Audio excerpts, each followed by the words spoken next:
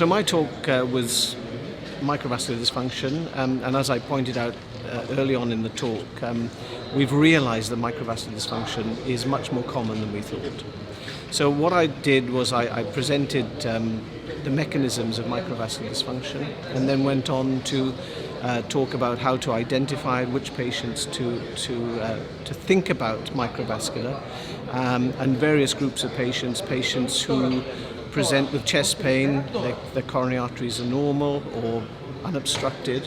Patients who've been revascularized come back with chest pain, they may have microvascular dysfunction. Certain groups such as diabetics who may get microvascular dysfunction. So I talked about that, I talked about how to investigate the condition, and the two broad groups of categories were invasive and non-invasive methodologies.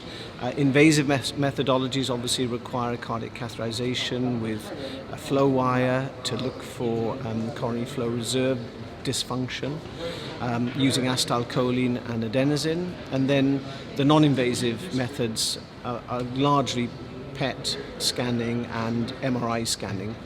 And we published a paper in the New England back in 2002 showing that patients with angina and normal coronary arteries had subendocardial hypoperfusion on the MRI. So that was a pivotal paper.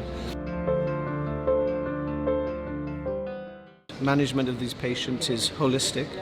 Management includes identifying any risk factors for cardiovascular disease such as hypertension, diabetes, hypercholesterolemia, obesity, lack of exercise. All of these things can play a role in the pathogenesis. So intensively managing those risk factors is very important. And then treatment of ischemia, obviously beta blockers, calcium channel blockers, possibly nitrates, and other drugs we often turn to very quickly. Ivabradine can be effective, drugs such as nicorandil can be effective, but my favorite drug in this particular patient group is indeed ranolazine. It's revolutionized my practice with regard to the treatment of this condition. Then of course, if those therapies don't work, we go to more mechanical pain therapies such as TENS machines, spinal cord stimulation, stellate ganglion block is often effective.